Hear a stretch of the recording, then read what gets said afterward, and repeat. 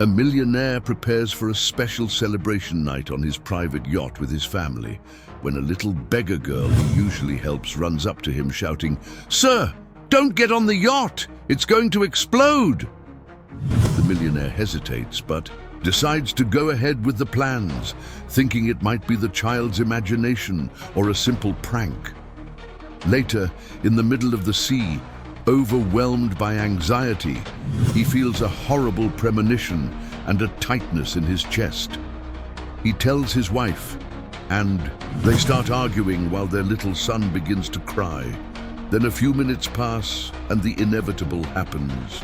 The golden September afternoon painted the Fort Lauderdale marina in hues of amber and coral, creating the perfect backdrop for the celebration Richard Sterling had been planning for weeks. At 42, he had finally landed the contract of his dreams, a multi-million-dollar deal that would make his logistics company the largest on the East Coast. The sea breeze carried the salty scent that always calmed him, but today it also brought the promise of an unforgettable evening. His private yacht, the Golden Hour, bobbed gently at its exclusive pier, its elegant lines reflecting the setting sun. At 100 feet long with rich mahogany finishes, the vessel represented years of hard work and sacrifices that had finally paid off. Richard adjusted the knot on his navy blue tie, watching the crew make their final preparations. Every detail had been meticulously planned. Chilled Dom Perignon, fresh lobster prepared by his private chef, and a table set on the bow with a view of the infinite ocean. Marina, his wife of 15 years, was already on board with their 8-year-old son, Peter. She wore a flowing white dress that highlighted her brown hair, and she smiled with a sparkle in her eyes that Richard hadn't seen in months. Work had consumed so much of his time that he had almost forgotten how beautiful she was when she was happy. Peter was racing across the deck, exploring every corner with the typical curiosity of his age, his brown eyes, identical to his father's, shining with excitement. "Dad, when are we leaving?" the boy shouted, leaning against the railing and waving energetically. "I want to see the dolphins you promised." Richard smiled, a warmth spreading through his chest. This moment represented everything he had fought for: security for his family, comfort, and the chance to create precious memories, far from the hustle of business. He checked his watch. 6:30 in the evening. In a few minutes they would be sailing toward the sunset, celebrating not just the contract, but the start of a new chapter in their lives. Captain Samuel, an experienced, gray-haired man who had worked with him for 5 years, approached with a respectful smile. "Mr. Sterling, all systems are checked. We're ready to depart whenever you are." "Perfect, Sam. Let's just wait a few more minutes while I sort out a few last details here." On the dock, Richard felt a deep satisfaction as he watched the port's activity. Workers loaded containers, cranes moved cargo, and the hum of commerce reminded him of how far he had come. The son of a small-town shopkeeper, he had built his empire with iron determination and an almost obsessive need to control every aspect of his business. Some called him a perfectionist, others a control freak, but the results spoke for themselves. He was about to step onto the gangway when he heard hurried footsteps on the wooden planks of the pier. He turned to see a small figure running toward him. It was Luna, a girl of about 7 whom he often saw near the marina. With disheveled dark hair and simple but always clean clothes, she had become a familiar presence in recent months. Richard felt a special tenderness for her, always offering her a sandwich or a few dollars when he saw her. But today was different. Luna was running with an urgency he had never seen before, her small, bare feet slapping frantically against the wood. Her eyes, usually sweet and curious, were wide with pure terror. When she reached him, she stopped abruptly, gasping for breath, her small hands trembling visibly. "Mister!" she cried out, her high-pitched voice cutting through the evening air. "Mister, don't get on the boat, please, don't get on." Richard frowned, confused. Luna, honey? What's going on? Are you okay? The girl grabbed his sleeve with a strength surprising for someone so small. Tears began to well in her eyes, and she shook her head desperately. Your boat is going to explode, mister. I saw men messing with it earlier. You can't get on. Richard's world seemed to stop for a moment. He stared at Luna, trying to process her words. The girl had never lied to him before. She had always been polite and grateful for his help. But her claim sounded absurd. Who would want to sabotage his yacht? And why would a street kid know about it? Luna, are you sure about what you're saying? He asked, crouching down to her eye level. Can you tell me exactly what you saw? The girl swallowed hard, wiping away tears with the back of her hand. I was looking for food near the warehouses, mister. I saw two men in blue coveralls messing with the bottom of your boat. They had a black box and were whispering. When they saw me, one of them said to the other, "That kid saw too much." I ran and hid, but I heard them talking about blowing up the boat tonight. Richard's heart began to beat faster. The girl's description was too specific to be a fabrication. But his rational mind fought the impulse to believe. He had built his empire on facts, analysis, and logical decisions. How could he change all his plans based on a child's story? Dad, is everything okay? Peter's voice brought him back to reality. The boy had come down from the yacht and was approaching with curiosity. Who's this girl? Marina also appeared on the gangway, elegant in her white dress, but with an impatient expression. Richard, what is going on? Dinner is getting cold and the sun is already setting. Richard felt torn between two worlds. On one side, his family, waiting for their planned celebration, the chef preparing exquisite dishes, the chilled champagne awaiting a toast to success. On the other, a street kid with eyes full of terror begging him not to board. Marina, can you take Peter back to the yacht? I just need to handle something quickly here. His wife crossed her arms, clearly annoyed. Richard, you promised today would be our day. No work, no complications. We've already spent the whole afternoon waiting for you to finish your calls. I know, honey, but nothing. This girl can wait. You help her all the time, but right now is our family's moment. Luna watched the argument with increasingly desperate eyes. She tugged on Richard's sleeve again, her voice growing sharper. Mister, please, I'm not lying. The men were bad. I could feel it. Peter approached the girl with the natural curiosity of children. Hi, I'm Peter. What's your name? Luna, she replied, wiping her nose on the sleeve of her faded shirt. That's a pretty name. Do you want to come on our boat? Dad always invites cool people. His son's innocent comment made Richard pause. Peter, with his childlike purity, saw no social differences. To him, Luna was just another kid who could be a friend. But Marina didn't share the same view. Peter, come here right now, she said, her tone admitting no argument. We don't want to be delayed any longer. Richard felt the pressure mounting. His controlling nature demanded he analyze the situation. Methodically, but there was no time. His paternal instinct whispered that something was wrong, while business logic insisted he was wasting precious time on fantasies. He decided to try a middle ground. Luna, I'm going to check what you said. In the meantime, can you stay here on the pier?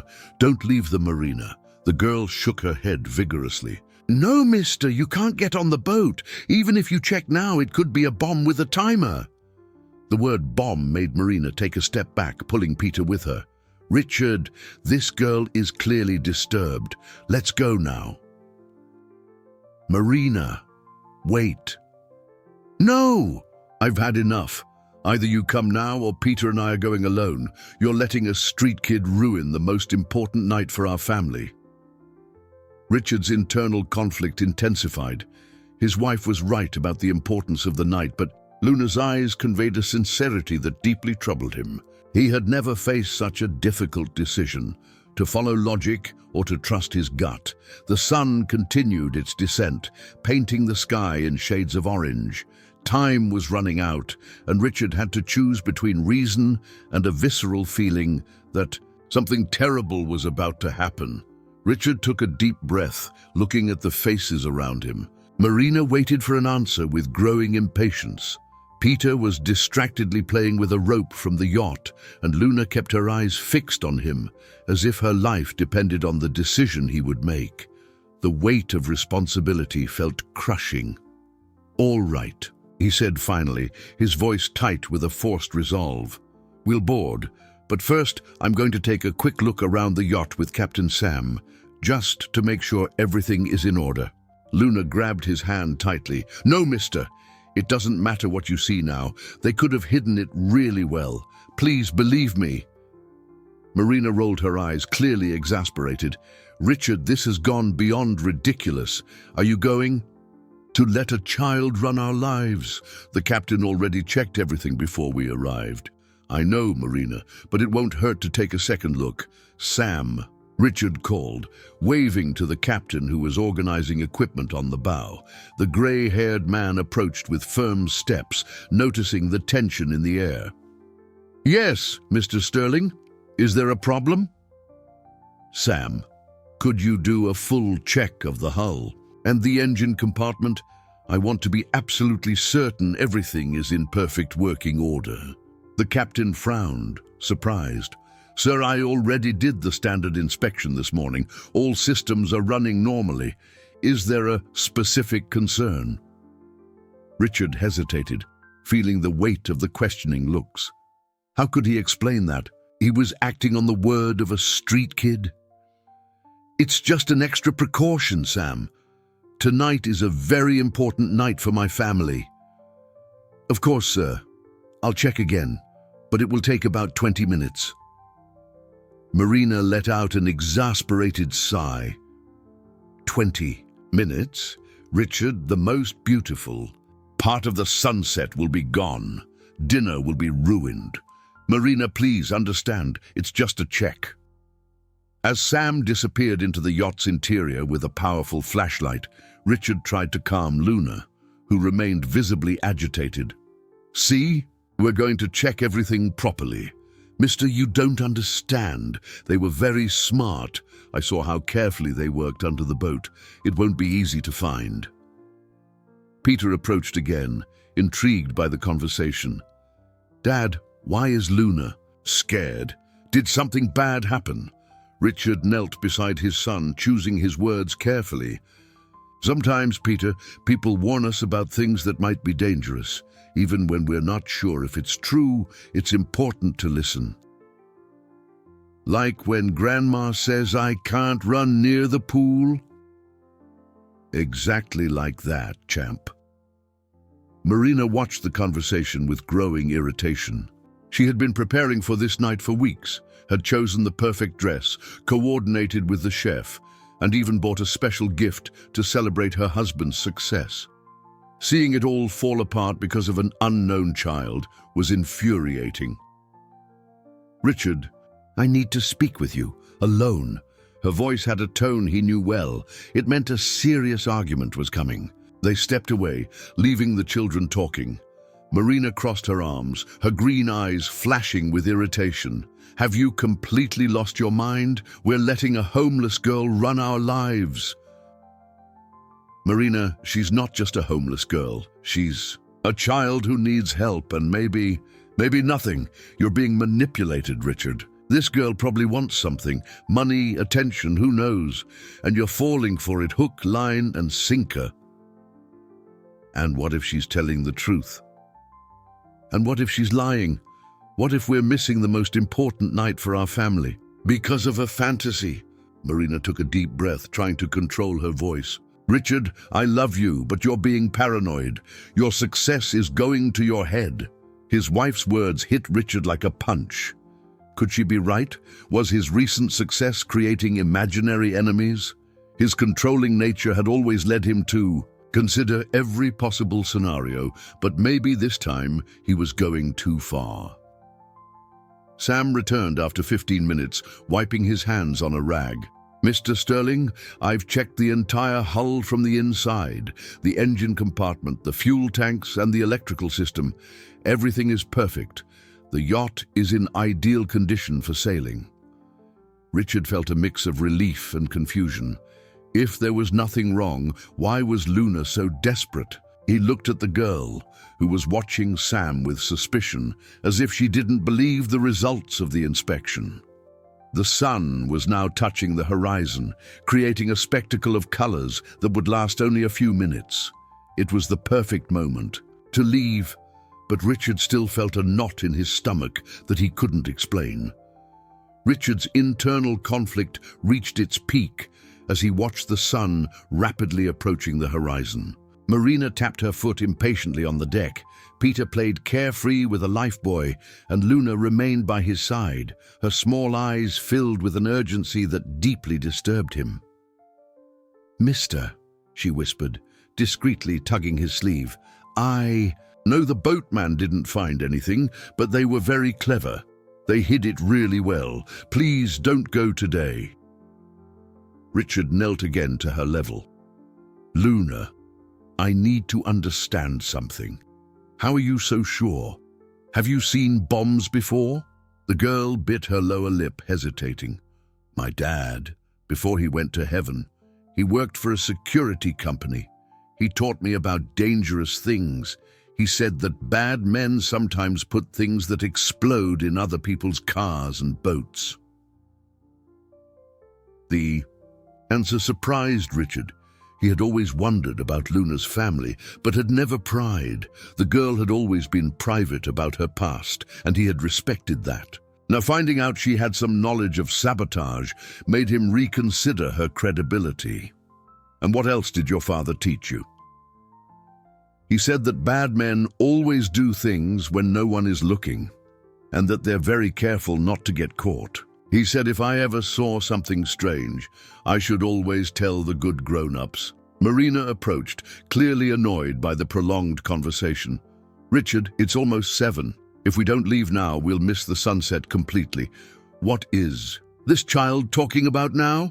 "She's telling me about her father." "Her father? And what does that have to do with our yacht?"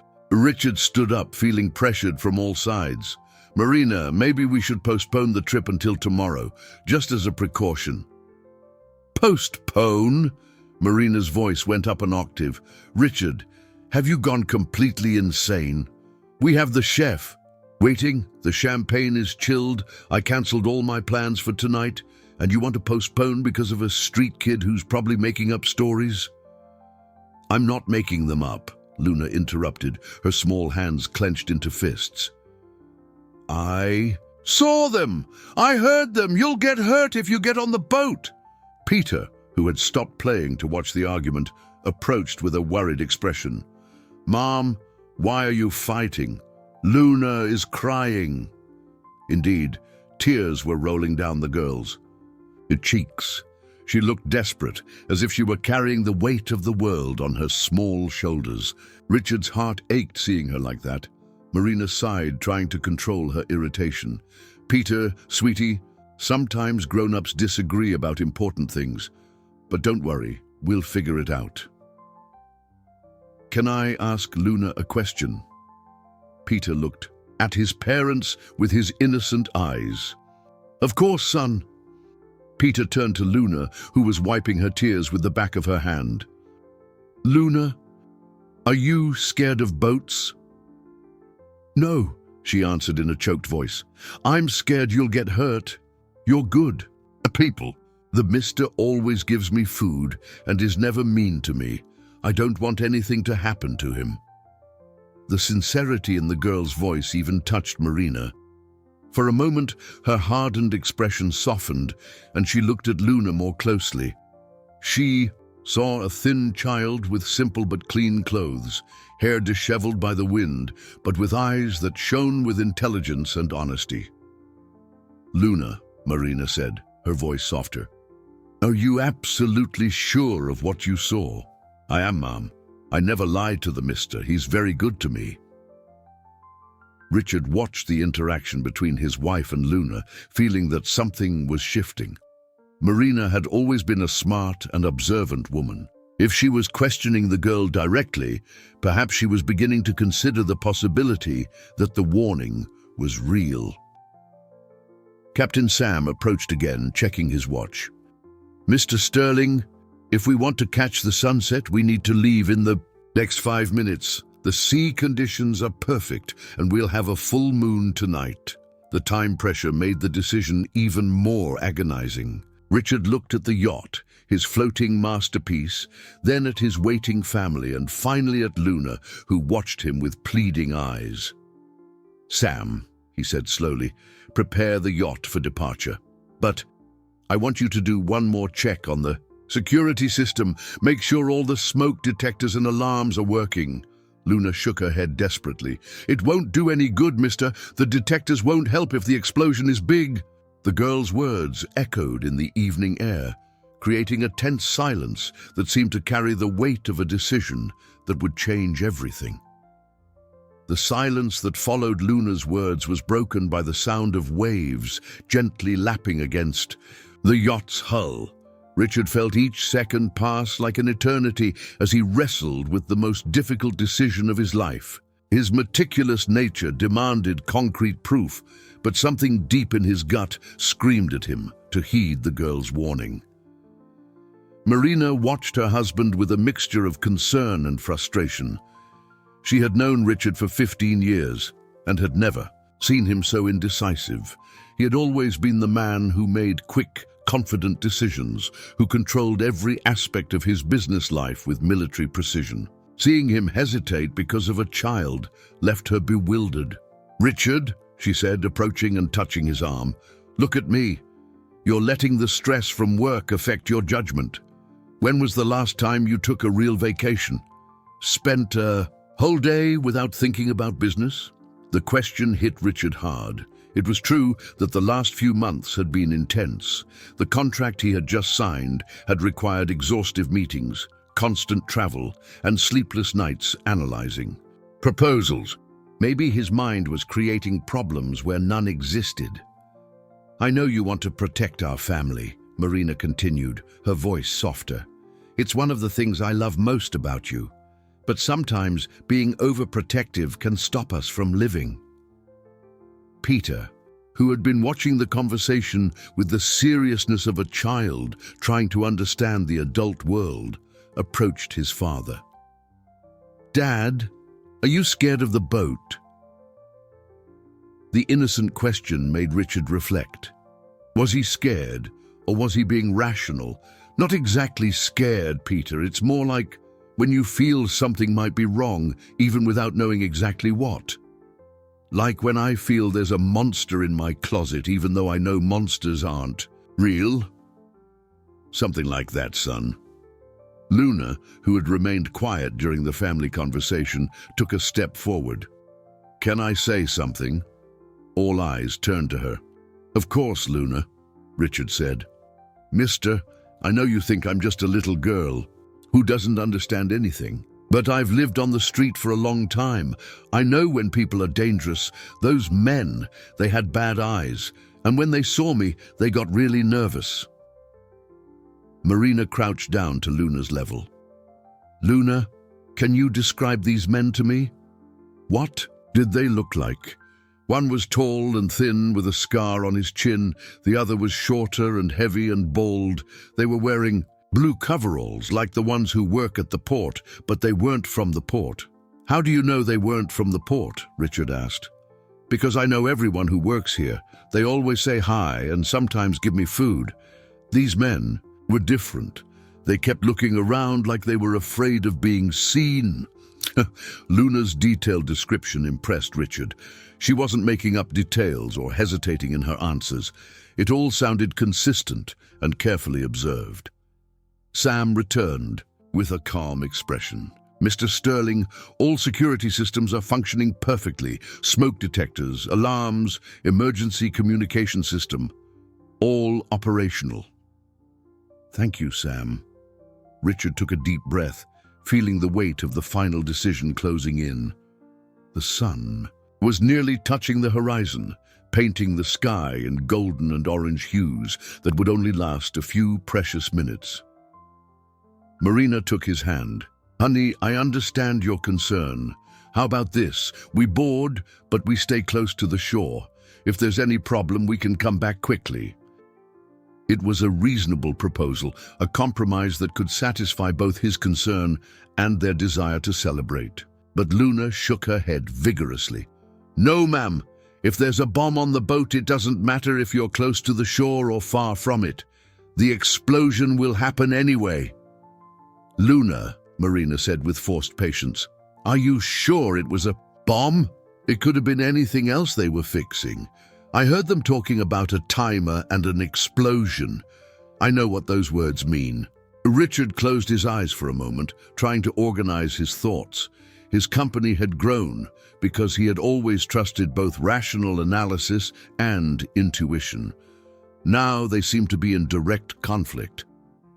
"Dad," Peter said, tugging on his shirt, "what if we take Luna with us? Then she'll see the boat is safe." The child's innocent suggestion created a moment of tension. Marina opened her mouth to protest, but Richard raised a hand, asking for silence. He was getting an idea. The idea that sparked in Richard's mind was risky, but it might be the only way to break the stalemate. He looked at Luna with a thoughtful expression, then at his family, and finally at the yacht, bobbing gently in the golden twilight water. "Luna," he said, crouching down again, "you said the men were messing with the underside of the yacht, right?" "Yes, mister. They had a small flashlight and were working near where the engine is." "And you're sure they weren't port employees?" "I'm sure. I know everyone here." Richard stood up and walked to the edge of the pier, peering at the yacht's waterline. If there really was an explosive device, it would likely be attached to the hull, near the engine compartment. Sam had checked the interior, but not the submerged exterior. "Sam," he called out, "did you check the outside of the hull, below the waterline?" The captain frowned. "No, sir, for that I'd need diving gear. Why do you ask?" Marina realized where the conversation was heading. "Richard, you're not seriously thinking of—" "Marina, what if we do one last check, if there's nothing? There we board and enjoy our evening if there is." He didn't finish the sentence. "Mister!" Luna approached him, her eyes shining with hope. "Are you going to look under the boat?" "I'm considering it." Marina crossed her arms, her patience at its limit. "Richard, now you're being completely irrational. You want to dive into the filthy marina water because of an unfounded suspicion." "It's not unfounded, if it could save our lives." "And what if it's a waste of time? What if we're losing our special night for absolutely nothing?" Sam intervened. Respectfully, "Mr. Sterling, if you'd like, I can contact a professional diver, but that would take at least 2 hours." 2 hours? Marina rolled her eyes. "Perfect. That way, we'll completely miss dinner, the sunset, and probably half the night." Peter, who had been quiet, approached Luna. "Luna, you really don't want us to go on the boat, do you?" "I do, Peter. I really like your dad. He's always kind to me. I don't want anything bad to happen to you guys." The girl's sincerity touched Peter, who turned to his parents. "Mum, Dad, what if Luna is right? What if we go on the boat and something bad happens?" Marina felt cornered by her son's childlike logic. How could she explain to a child that sometimes adults have to make decisions based on probability, not possibility? "Peter, sweetie," she said, kneeling beside him, "sometimes people get scared of things that aren't real, like when you have nightmares. But Luna isn't sleeping. She's awake and talking to us." Richard watched the conversation, feeling like he was losing control of the situation. His decisive nature demanded a resolution, but every option seemed to carry enormous risks. If he ignored the warning and something happened, he would never forgive himself. If he canceled the trip and there was no real danger, Marina might never forget it. "Mister," Luna tugged his sleeve again, "I can show you where I saw the men working. It's on this side of the boat." She pointed to the starboard side of the yacht. Richard walked to where she indicated, trying to see through the murky harbor water. The twilight made visibility difficult, but he could vaguely make out the submerged hull. "If I just take a quick dive," he muttered to himself. "Richard, no." Marina grabbed his arm. "You are not diving into that dirty water. It's dangerous and unnecessary. Marina, it's only a few feet deep. I'm a good swimmer. And what if you get hurt? What if you get tangled in something? This is crazy, all because of a suspicion." Luna watched the argument with growing desperation. "Please, don't fight because of me. I just wanted to warn you." The conflict was reaching a critical point. The sun continued to sink, the golden light giving way to the reddish hues of dusk, and Richard felt he had to make a final decision. "Sam," he said at last, "get me a diving mask and a waterproof flashlight. I'm going to take a quick look at the hull." "Yes, sir." Sam headed for the equipment locker. Marina held Richard's face in her hands. "Look at me. Are you sure you want to do this? Are you sure you're not letting stress and paranoia control you?"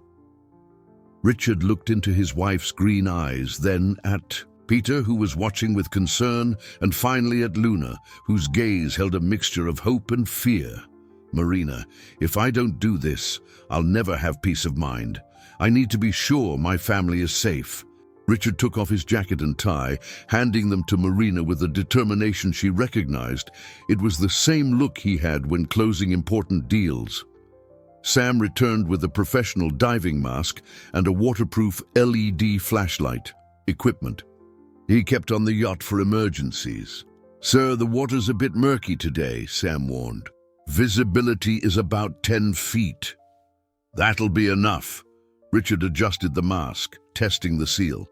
"I'll just check the area near the engine where Luna said she saw the men." Marina remained beside him, visibly tense. "Richard, please, be quick. And if you feel anything strange, come back immediately." "I will, honey."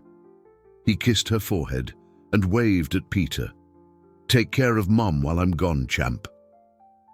Luna approached him, her small eyes full of gratitude. "Thank you for believing me." "Mister, let's see if you were right, kiddo." Richard carefully climbed down the side ladder of the pier, feeling the cold harbor water seep into his clothes. The temperature made him shiver, but he forced himself to focus on the task. He took a deep breath, switched on the flashlight, and dove. Underwater, the world became silent and dark. The flashlight cut a cone of light through the murk, revealing the yacht's dark blue hull. Richard swam toward the engine area, where Luna had indicated she'd seen the men. At first, everything looked normal. The hull was clean and well-maintained, with no signs of tampering. But then, as he neared the stern, something caught his eye. A small black box was fixed to the hull, connected by wires that disappeared toward the engine compartment. His heart nearly stopped when he recognized the object. It wasn't original equipment. With his hands trembling from adrenaline and the cold, Richard examined the device more closely. It was the size of a shoebox, attached with industrial suction, cups and waterproof tape. Colored wires led from it to what looked like a digital timer. The display showed red numbers: 2247, 2246, 2245. Richard's blood ran cold. It was a bomb with a timer, just as Luna had said. And there were less than 23 minutes left. He surfaced with his heart pounding, shouting before he even took off the mask. "Get off the yacht!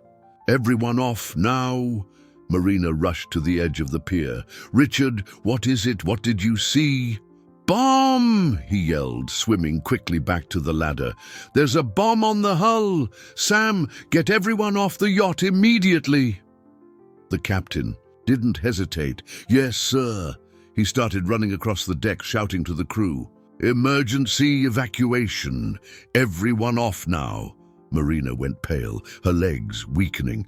"Oh my God, Richard, that means—" Luna was right. Richard said, climbing the ladder quickly, dripping water everywhere. "There's a bomb with a timer. We have about 20 minutes left." Peter ran to his father, frightened by the commotion. "Dad, what's happening?" "Peter, I need you and Mom to get away from the yacht right now." Luna approached, her eyes revealing a mix of sadness and validation. "I knew it, mister.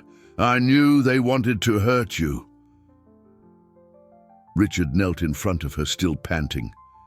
"Luna, you saved our lives. You saved my family." He hugged her, feeling the girl's small hands trembling against his wet back. The chef and the two crew members ran off the yacht carrying essential equipment. Sam was the last one off, bringing the first aid kit and the emergency radio. "Mr. Sterling, I need to contact the Coast Guard immediately," Sam said, already tuning the radio. "Do it, and call the police too." Marina scooped Peter into her arms, moving further, away from the yacht. "Richard, who would do something like this? Why?" "I don't know, honey, but we're going to find out." He looked at the yacht that was supposed to be the stage for his celebration and was now a deadly threat. "We need to get out of here. If the blast is big..." "Mister," Luna tugged on his wet shirt, "the bad men, they might still be around. They might be waiting to see if their plan worked." The girl's observation made Richard look around with growing paranoia. The marina was bustling with normal late afternoon activity, but now every person seemed suspicious. Anyone could be watching, waiting for the explosion. "Sam, how long until the Coast Guard gets here?" 15 minutes, sir." Richard looked at the mental timer that had started in his head. The bomb would go off before help arrived, and if Luna was right about the men still being nearby, they could all be in much greater danger than they imagined. Richard picked up Peter and took Marina's hand, leading them quickly away from the pier. Luna ran beside them, her small bare feet pattering against the wet concrete. Panic began to spread among the yacht's crew, who didn't fully understand what was happening but sensed the urgency in their commanders' voices. "Where are we going?" Marina asked, her voice trembling with both fear and adrenaline. "To the parking lot. I need to get you all to safety and then warn the authorities about the entire marina area." Sam ran behind them, still trying to make contact with the coast. "Guard. Mayday, mayday. This is Private Yacht the Golden Hour. We have a confirmed explosive device. I repeat, bomb confirmed at Pier 7 of the marina." As they ran, Richard noticed that some people at the port had stopped to watch the commotion. A tall man near the warehouses caught his attention. He seemed to be watching their group specifically, not just the general confusion. When their eyes met, the man quickly turned his face and started walking in the opposite direction. "Luna," Richard said without breaking stride. "That man over there, the tall one near the blue containers. Is he one of the men you saw working on the yacht?" The girl looked in the direction he indicated, and her eyes widened. "Yes, that's him, the one with the scar on his chin." Richard felt a wave of rage mixed with fear. The culprits were here, watching, waiting for their diabolical plan to succeed. They probably wanted to confirm the family was on the yacht when the bomb exploded. "Sam," he yelled, "see that man walking away from the containers? He could be one of the perpetrators." The captain looked in the indicated direction, but the man had already disappeared between the warehouses. "Sir, I'll report that to the police when they arrive." They reached the parking lot, and Richard quickly unlocked his car, a black SUV that offered protection and space for everyone. "Marina, get in with Peter. Luna, you too." "Mister, I can't get your nice car dirty." "Luna, now is not the time to worry about that. Get in." The girl complied, sitting next to Peter, who instinctively took her hand. Marina remained visibly shaken, but tried to stay calm for her son. Richard started the engine and drove to an icky area farther from the port, away from the potential blast zone. He stopped on a small rise that offered a view of the marina from a safe distance. "Dad, Peter said in a small voice. "Is the bomb really going to explode?" "Unfortunately, yes, son. But we're far away now. We're safe." "And our beautiful boat?" Richard felt a tightness in his chest. The yacht represented years of work, achievements, and dreams realized. But looking at his family beside him, he knew that material possessions could be replaced. Lives could not. "The boat was just a thing, Peter. The important thing is that we're all okay." Marina took her husband's hand. "Richard, I'm so sorry. I almost forced us onto that yacht. If you had listened to me..." "Marina, don't blame yourself. You were right to question it. I had my doubts too." "But Luna didn't have any doubts," Peter said, looking at the girl with childlike admiration. "She knew it was dangerous, and she warned us." Luna lowered her head, embarrassed by the attention. "I just didn't want you to get hurt." On the car radio, local news began to report unusual activity at the port. "We're receiving reports that the Coast Guard and police are responding to an emergency at the central marina. Citizens are advised to avoid the area." Sam ran up to the car, panting. "Mr. Sterling, the Coast Guard is arriving, and so are the police. They want to speak with you, and..." He hesitated. "They asked how we discovered the bomb." "Tell them it was thanks to..." Luna, she saw the men planting the device. "Mister," Luna tugged his sleeve, "what if the bad men come after me? What if they find out it was me who told?" The girl's question made Richard realize a dimension of the danger he hadn't yet considered. If the people responsible found out Luna had exposed them, she would become a target, a witness who needed to be silenced. "Luna, do you have a place to stay tonight, somewhere safe?" "I sleep in cardboard boxes behind the market." "Not tonight. You're staying with us." Marina looked at her husband in surprise but didn't protest. The urgency of the situation had shifted all normal priorities. "Mister, I can't be a bother." "You are no bother at all. You saved our family. Now it's our turn to protect you." In the distance, the sirens of police cars and the Coast Guard grew louder. Richard checked his watch. About 10 minutes until the explosion.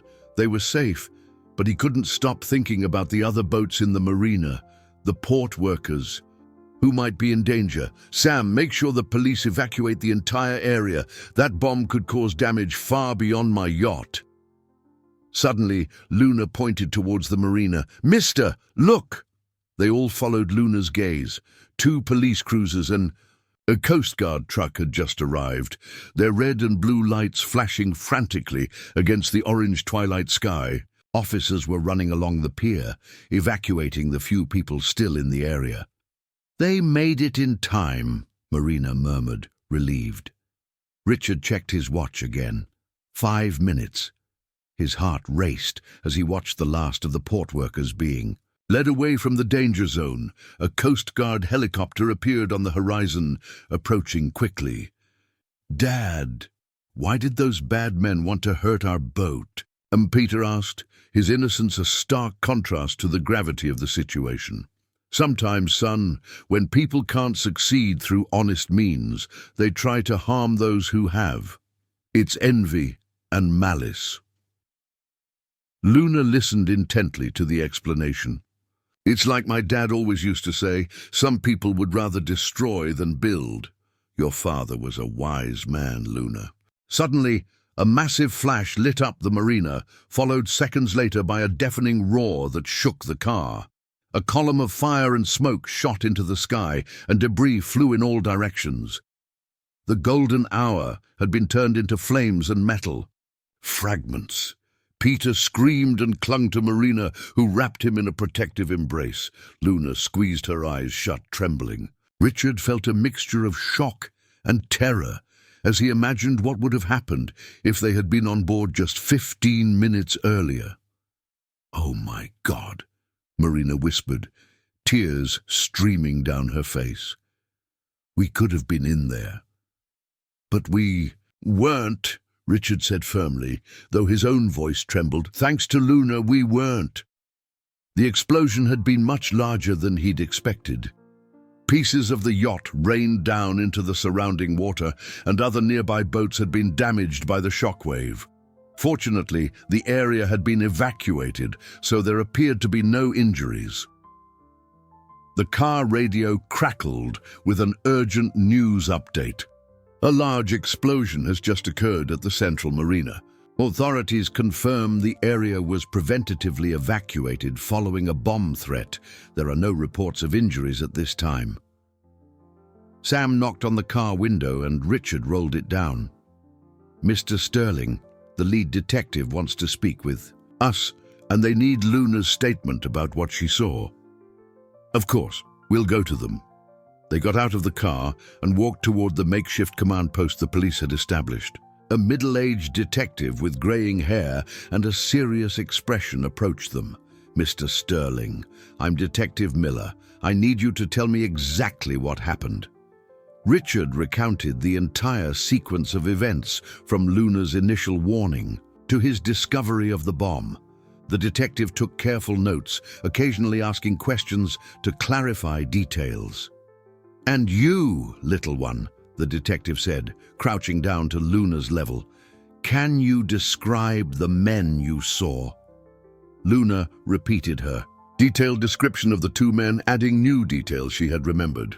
The tall one had a scar on his chin and talked with a different accent. The short one had a tattoo on his right arm. "You're very observant," the detective praised her. "This information is very important." "Detective," Richard interrupted, "I'm concerned for Luna's safety. If the people responsible find out she was the one who warned us." "I understand your concern. We'll arrange for her protection." The detective looked at Luna. "Where do you live, honey?" "She has nowhere to live," Richard said quickly. "She's an orphan and lives on the streets. I'd like to arrange for safe accommodation for her tonight." The detective nodded. "That's a good idea. We'll need more statements in the coming days, so she should stay at a known location." Marina came forward and placed a hand on Luna's shoulder. "She can stay at our house for as long as necessary." "Thank you, Mom," Luna said shyly. "I promise I won't be any trouble." "You won't be any trouble at all, sweetie. You saved our family." The detective continued, asking questions about Richard's potential enemies, business rivals, people who might have a motive to harm him. The list was longer than he liked to admit. Success in business inevitably created some resentments. "Detective," Richard said, "the man Luna identified earlier was watching us escape. He hid when he realized we saw him. We'll check the port's security cameras. We might be able to get an ID." Peter, who had been quiet during the conversation, approached Luna. "Luna, do you want to be my sister? That way you can live with us forever." The innocent question brought tears to the eyes of all the adults present. Luna looked at Peter with tenderness, then at Richard and Marina. "I'd like that very much, Peter, but I don't know if I can." "Of course you can," Richard said, surprising himself with his own words. "We'll talk about it calmly once this whole situation is resolved." The detective closed his notebook. "For now, stay in a safe location. We'll intensify the investigation and hope to have more information soon. And Luna," he smiled at the girl, "you're a hero. Without your courage, this story could have had a very different ending." The Sterling residence, located in a gated community on the outskirts of the city, had never received a visitor quite like Luna. When they arrived, it was already dark, and the warm yellow light from the windows created a welcoming atmosphere that contrasted sharply with the day's traumatic events. Luna stood in the entryway, looking at the two-story house with its manicured lawn and small front fountain. Her eyes scanned every detail with silent awe. It was a world completely different from the one she knew. "Come in, sweetie," Marina said gently, noticing the girl's hesitation. "This is your home for now." "It's very beautiful," Luna whispered. "I've never seen such a beautiful house." Peter took her hand enthusiastically. Come on, I'll show you everything. There's a pool in the backyard and a swing set in the garden. Inside, Marina led Luna to a bathroom. How about a warm bath? You must be exhausted after everything that happened today. I don't know how to use a rich people's bathroom, Luna admitted, embarrassed. We're not rich people. We're just a normal family, Marina smiled. And a bathroom is a bathroom. I'll help you. While Marina looked after Luna, Richard stayed in the living room with Peter, trying to process the day's events. His phone was ringing constantly. Reporters wanting interviews, worried business. Partners, friends who had seen the news about the explosion. Dad, is Luna really going to stay with us? Peter asked, snuggling on the couch next to his father. For now, yes, son, she needs to be safe. And after? When she doesn't need to be safe anymore? Peter's question echoed Richard's own thoughts. What would happen to Luna when the investigation was over? Would she go back to the streets? The idea deeply unsettled him. I don't know, Peter. We'll see how things develop. Marina came down the stairs with Luna, who was now wearing borrowed clothes, one of Peter's pink t-shirts and a pair of sweatpants that were far too big for her. Her hair was clean and combed, revealing a delicate face that the grime and exhaustion of the streets had masked. Wow, Peter exclaimed. Luna, you look so pretty. Luna smiled shyly, touching her still damp hair. Thanks. It's been a long time since I had a hot bath. Richard's heart ached thinking about the hardships this child had faced. Luna, are you hungry? Marina can make you something. I'll eat anything, mister. I don't want to be a bother. You're no bother at all, Marina said firmly. How about a ham and cheese sandwich? And there's chocolate milk in the fridge. Chocolate milk? Luna's eyes lit up. For real? For real. Peter loves chocolate milk before bed. While Marina prepared the snack, Richard watched the interaction between Peter and Luna. His son, always sociable, was doing everything he could to make the girl feel welcome, showing her his toys and telling her stories about school. Luna, Peter said, do you go to school? No, I've never been to a real school. Really? But do you know how to read? A little. My dad taught me before he left. Richard intervened carefully. Luna, if you'd like, we can talk about school. Every child has a right to an education, but I don't have money for school. There are very good public schools, Marina explained, bringing the snack. And if you stay with us for a while, we can take care of all the necessary paperwork. Luna picked up the glass of chocolate milk with both hands as if it were a treasure. You would do that for me? Even though I'm just a girl from the street. Luna, Richard said, kneeling in front of her, you're not just a girl from the street. You are intelligent, brave, and you saved our family. That makes you someone very special. Besides, Peter added, you're a friend now, and friends take care of each other. Tears began to roll down Luna's face, but this time they were tears of gratitude and relief. I've never had a real family. Just my dad. And he's been gone a long time. Marina sat beside her on the couch. Do you want to tell us about your dad? Only if you want to, of course. Luna took a deep breath, as if preparing to share something very intimate. He used to work for a big company, in security. But a bad man made him lose his job. Dad said the man was stealing money, and when my dad tried to tell the boss, the man lied about him. Richard frowned. Do you remember the name of that company? Or the man who hurt your father? The company. I don't remember it well. It had Coastal in the name, and the man, Dad always called him the Weasel, but that wasn't his real name. A strange feeling washed over Richard. The coast had several companies with Coastal in their names, including some of his competitors. Could it be a coincidence?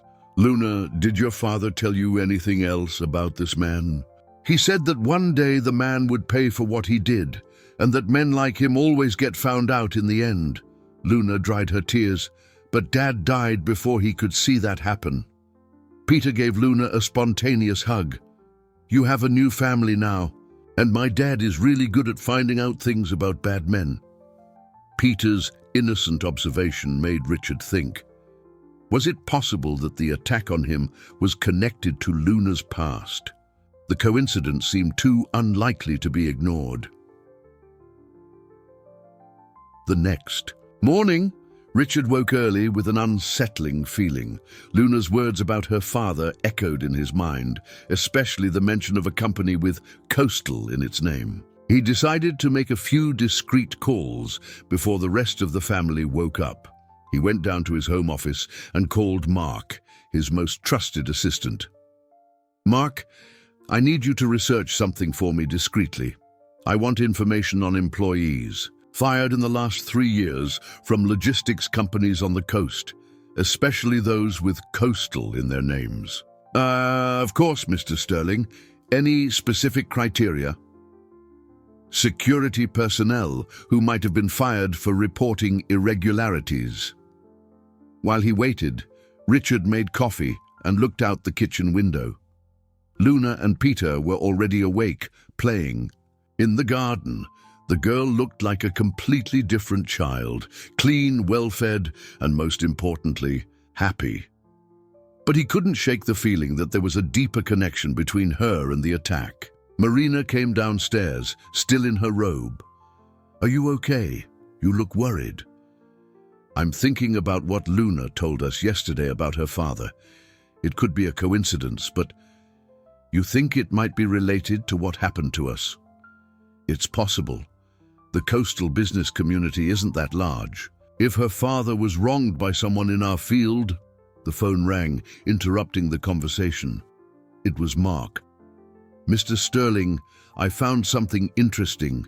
2 years ago, an employee named Robert Silver was fired from Coastal Blue Logistics for inappropriate conduct. But there are records showing he had filed whistleblower reports about financial irregularities before his dismissal. Richard's heart quickened. Coastal Blue Logistics was one of his main competitors, run by Edward Thorne, the same man who had lost the multi-million-dollar contract to him. Mark, can you get more details on this Robert Silver? I'm on it now. Oh, sir, there's something else. Robert Silver had a daughter who was orphaned after his death. The child disappeared from the foster care system a few months ago. A chill ran down Richard's spine. What was the daughter's name? Luna Silver. The phone almost slipped from Richard's hands. Marina, he called out, his voice strained. We need to talk to Luna. Now. They went out to the garden, where they found the children building a sandcastle in a small sandbox Marina had set up. Luna was beaming, more animated than Richard had ever seen her. Luna, sweetie, Marina said affectionately, can we talk with you for a minute? Sure. Luna ran over to them, with Peter trailing just behind. Luna, Richard knelt to her level. Do you remember your father's full name? Robert Silver, why, mister? And the company where he worked? Do you remember it now? Luna thought for a moment. Coastal Blue. Something like that. Dad always said it was a big company that moved things by sea. Marina and Richard exchanged a meaningful glance. The connection was becoming clear. Luna, the man your father called the Weasel, was he the head of the company? Yes. Dad said he stole money and lied to everyone. And that one, a day someone would find out the truth. Richard took a deep breath. Edward Thorne, the man who had lost the contract to him, who had always shown excessive animosity, who had a questionable reputation in the business community. Mister, why are you asking this? Luna looked worried. Luna, I think the man who hurt your father might be the same one who tried to hurt us yesterday. The girl's eyes widened. Really? You know the bad man? I think so. And if I'm right, it means you weren't in the wrong place at the wrong time. You were exactly where you needed to be to save us and at the same time help bring justice for your father. Peter, who had been listening intently, approached Luna. Does that mean Dad is going to arrest the man who was mean to your dad? Not me exactly, Peter, but I'm going to help the police find out the truth. Luna hugged Richard tightly. Mister, if you can prove that man hurt me and you, my dad will be so proud up in heaven. I'm sure he's already proud of you, kiddo. Very proud. Marina wiped away a tear that insisted on falling. Richard, this means the attack wasn't just about the contract. It was also about revenge. Exactly. Thorne didn't just lose the contract to me. He must have found out Robert Silva was Luna's father, and that she was hanging around the marina. Maybe he was afraid she might one day recognize him or say something that would incriminate him. So he decided to kill two birds with one stone, Marina concluded. Get rid of the competition and a potential witness. But he didn't count on Luna's courage, Richard said, looking at the girl with renewed admiration. Nor on the fact that she would save us and, in the process, place herself under our protection. Luna looked at Richard with eyes full of determination. Mister, are you going to help arrest him? The man who killed my dad and tried to kill you? We're going to help the police with everything we know, Luna. Justice will be done. And after, can I really stay with you? Richard and Marina looked at each other. The question was loaded with hope and vulnerability. Luna, Marina said, we very much want you to stay with us. But first, we need to sort out this whole legal situation and make sure you're completely safe. In the meantime, Richard added, you are part of this family, and families take care of each other. Detective Miller arrived at the Sterling house the next afternoon with a grave expression that suggested major developments in the case. Richard met him in the office, while Marina stayed with the children in the living room, trying to maintain an air of normality. Mr. Sterling, the information you provided this morning was crucial. We secured search warrants for Coastal Blue Logistics and for Edward Thorne's residence. And did you find anything? More than we expected. The detective opened his notebook. At the company, we discovered evidence of tax fraud, money laundering, and documents proving Robert Silva's wrongful termination. Apparently, he had meticulously documented the irregularities before he was fired. Richard felt a mix of satisfaction and sadness. Robert Silva had been an honest man trying to do the right thing, and he had paid for his integrity. And what about the attack? That's where it gets more complicated. At Thorne's house, we found detailed plans of the marina, specifically including your yacht. There was also information about your schedules and habits, but he claims he was investigating you for legitimate business reasons. And the men Luna saw? We haven't located them yet, but we have the security footage from the port. One of the men is a perfect match for Luna's description. Scar on his chin, same height and build. We're working on an ID. Richard took a deep breath. Detective, there's something that worries me. If Thorne finds out that Luna is Robert Silva's daughter, we've already considered that. It's why she needs to remain under protection. In fact, the detective hesitated. There's something else I need to tell you. What is it? This morning, two men tried to break into the shelter where Luna was registered before she disappeared. They posed as social workers, but the director got suspicious and called the police. The blood in Richard's veins ran cold. They're after her. Yes, and it confirms that Luna is in real danger. The good news is, one of the intruders was caught. He's a perfect match for the description of the man with the scar. And did he talk? Not yet, but we have enough evidence to arrest Thorne for conspiracy. The problem is, he may have the resources to flee the country before we can put all the pieces together. Just then, Marina appeared at the office door, visibly agitated. Richard, Luna wants to talk to you both. She says she remembered something important. They went to the living room, where they found Luna sitting on the couch, holding Peter's hand. Her eyes were serious, as if she had made a difficult decision. Mister, I remembered something my dad gave me before he died. He said if anything ever happened to him, I should show it to a police officer.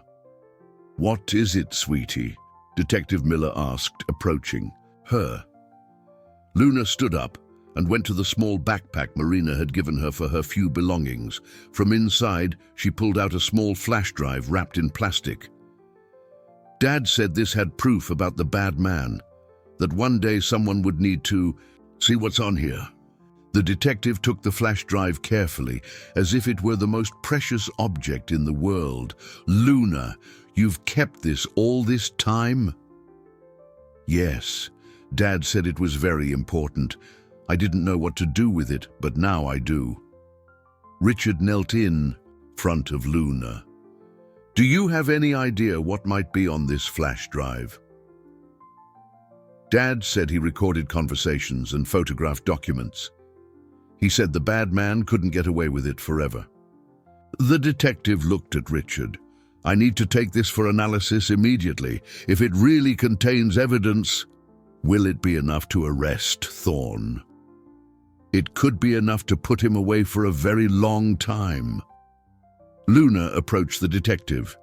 Mr. Policeman, if you arrest the bad man, will I be able to stay with Mr. Richard and Miss Marina forever? The question touched the hearts of everyone present. The detective smiled for the first time since he'd arrived. Luna, that will depend on a lot of legal things, but I can promise you one thing. You are not going back to the streets. And the people who hurt you are going to pay for what they did. Peter hugged Luna. She's already part of our family anyway. Right, Dad? Richard looked at Marina, who nodded with tears in her eyes. She is, son. Luna is already part of our family. But first, the detective said, we need to ensure she is completely safe. I'm arranging for police protection for this house until we have everyone involved in custody. Luna hugged Richard tightly. Mister, Dad said that one day the truth would come out. I think that day has come. It has, kiddo, and you were the key to making it happen. Outside, the sun set once more over the city, but this time it brought the promise of justice and a better future for them all. 2 weeks later, Detective Miller returned to the Sterling house with a smile that foretold good news. Robert Silver's flash drive had turned out to be a goldmine of evidence against Edward Thorne and his network of corruption. Mr. Sterling, I'm pleased to inform you that Edward Thorne was arrested this morning, the detective announced. The evidence on the flash drive included recorded conversations where he admitted to fraud, falsified documents, and even a discussion about how to get rid of Robert Silver. Richard felt a weight lift from his shoulders. And the men who planted the bomb? Both have been apprehended. The man with the scar, identified as Carlos Mendez, confessed to everything in exchange for a reduced sentence. He admitted that Thorne hired them specifically to eliminate you and your family. Marina, who had been listening from the kitchen doorway, approached with visible relief. Does this mean we're safe now? Completely safe. The entire network has been dismantled. Luna, who was playing with Peter in the garden, ran inside when she heard the voices. Over the past 2 weeks, she had completely transformed. She was attending a nearby private school, wore new clothes, and most importantly, had the constant smile of a truly loved child. Mr. Policeman, she exclaimed, hugging Detective Miller, who had become a paternal figure in her life. "Did you arrest the bad man?" "We did, sweetie. And he's going to be in prison for a very, very long time. And now my dad can rest in peace?" "He can. Justice has been done." Luna ran to Richard and Marina. "Does this mean I can really stay with you forever?" "Actually," the detective said, "I have some documents here that need signing. Mr. and Mrs. Sterling, if you still wish to officially adopt Luna, all the paperwork is ready." Richard took Marina's hand. In recent weeks, they had talked at length about adoption. There was no doubt in their hearts Luna was already family. "Of course we do," Marina said, tears of happiness in her eyes. "Luna," Richard said, kneeling, "to her level, would you officially like to become our daughter? Luna Sterling." The girl covered her mouth with her hands, stunned. "For real? I'm going to have a family name just like yours." "If you want to." "I do. I really do." Peter came running from the living room. "Does that mean Luna is officially my sister now?" "It does, champ." "Yay!" Peter hugged Luna, who was laughing and crying at the same time. Detective Miller watched the scene with satisfaction. "You know, in 20 years on the force, I've never seen a case end so beautifully.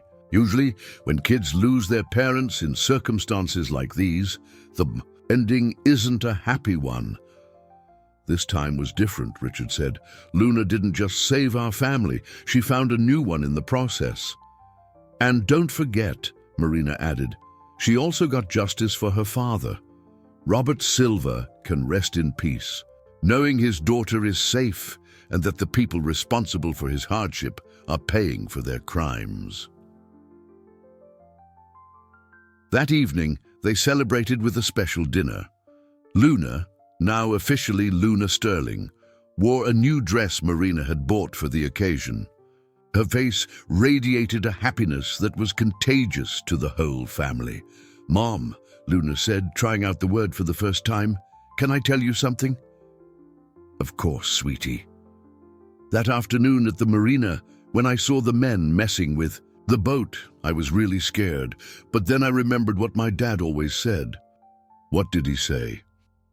"That good people deserve to be protected, and that sometimes one small person can make a big difference." Richard smiled. "Your father was right.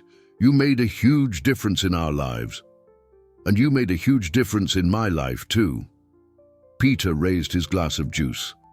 "A toast to our new family." Everyone raised their glasses, and Marina proposed, "A toast to courage, to justice, and to families that are formed by love, not just by blood." "Aye." "And a toast to Luna's dad," Peter added seriously, "who's in heaven but helped take care of all of us." Luna looked up as if she could see her father. "Thank you, Dad. Thank you for teaching me to protect good people." That night, as Richard tucked Luna into bed in her new room, decorated with glow-in-the-dark stars on the ceiling at her request, he reflected on how life could change in a matter of weeks. "Dad," Luna said, already lying down, "do you think all of this was destiny?" "What do you think?" "I think my dad sent me to that marina on that exact day to save you, and so I could find my new family." "Could be, kiddo. Could be. Good night, Dad." "Good night, daughter." The words sounded perfectly natural, as if it had always been this way. 6 months later, the city's marina had become a completely different place for the Sterling family. What was once just a place of business now held deep memories of transformation and rebirth. Richard walked along the pier with Luna and Peter, watching the morning bustle of workers and vessels. "Dad, look," Peter pointed. "Is that the spot where our boat used to be?" "It is, son." Richard looked at the empty slip where the Golden Hour had once been moored. "But you know what? I don't miss it one bit." "Why?" asked Luna, who now wore her private school uniform and carried a backpack full of books. Because I discovered that true wealth isn't the things we own, but the people we love and who love us back. The family had established a tradition of coming to the marina every Friday morning before Richard went to the office and the children to school. It was their special time together, a way of honoring the place where their lives had intertwined. "Luna," Peter said, "do you remember what it was like before you came to live with us?" Luna smiled, but it was a serene smile without sadness. "I do, but now it feels like a bad dream that's over." "And you don't miss, I don't know, the freedom of living on the street?" "Peter," Richard gently chided. "No, Dad, it's okay." Luna said, "I don't miss the street, Peter. Real freedom is being able to sleep without being afraid, having food every day, going to school, and most importantly, having a family that loves me." Richard looked at his adopted daughter with pride. In 6 months, Luna had excelled at school, revealing an exceptional intelligence that impressed her teachers. More importantly, she had fully integrated into the family, as if she had always been a part of it. "Look over there," Marina pointed, approaching with a picnic basket. "Do you recognize those kids?" Near the warehouses, 3 street children were searching through trash cans for food. Richard and Marina had decided to do something about the situation Luna had once lived in. "That's them," Luna confirmed. "I know the girl with the curly hair. Her name is Mia." "Should we go talk to them?" Marina suggested. They approached the children, who initially recoiled with suspicion. But when they saw Luna, their faces lit up. "Luna, wow, you look so different," exclaimed Mia, a girl of about 9. "Hi, Mia. I want to introduce you to my family." In the months following that first conversation, Richard and Marina had created the Robert Silver Foundation, dedicated to helping vulnerable children. Mia and 2 other children had already been placed with carefully selected families, following the Sterling's example. "You know," Marina said, handing out sandwiches to the children, "sometimes I think about how much our life has changed since that afternoon." "It changed for the better," Richard agreed. "I was so focused on building an empire that I almost forgot to build a real family. And I," Luna added, "thought I would never have a family again after my dad died. But I found out that families can be born from love, not just from blood." Peter, ever pragmatic in his innocence, observed, "So it's a good thing the bad men tried to blow up our boat." "Peter," his parents exclaimed in unison. "No, he's right," Luna laughed. "If those men hadn't done that, I never would have met you. Sometimes bad things happen so that good things can be born." Richard put his arms around his family, looking at the horizon where the sun was rising over the ocean. "You know what I've learned? That real courage isn't about not being afraid. It's about doing the right thing, even when you are." "Like you did, Luna," Marina said. "You had the courage to warn us, even though you knew you could get in trouble. And you had the courage to take me home, even without really knowing me," Luna returned. "That's what families do," Peter said with childish wisdom. "They protect each other." As they headed home, Richard reflected on the irony of the situation.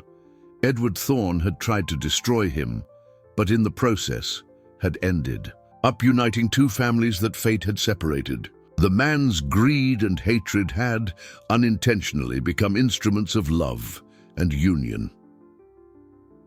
"Dad," Luna said, taking his hand, "do you think my dad, Robert, is proud of me?" "I am absolutely sure of it, honey. You honored his memory in the most beautiful way possible, by protecting other people and building a life full of love. And you, Dad, are you proud of me?"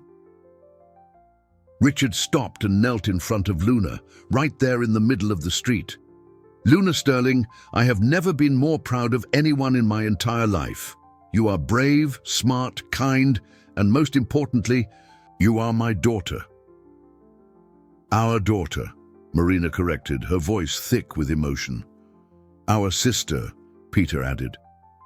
Our hero, Richard concluded. That afternoon, as Luna did her homework in the living room and Peter played in the garden, Richard looked out the window and smiled. Life had taught him that true wealth wasn't in multi-million-dollar contracts or luxury yachts, but in simple moments like this, a family united by love, children laughing in the garden, and the certainty that they had made a difference in each other's lives. The marina bustled in the distance, but now it was a symbol of hope, not of near tragedy.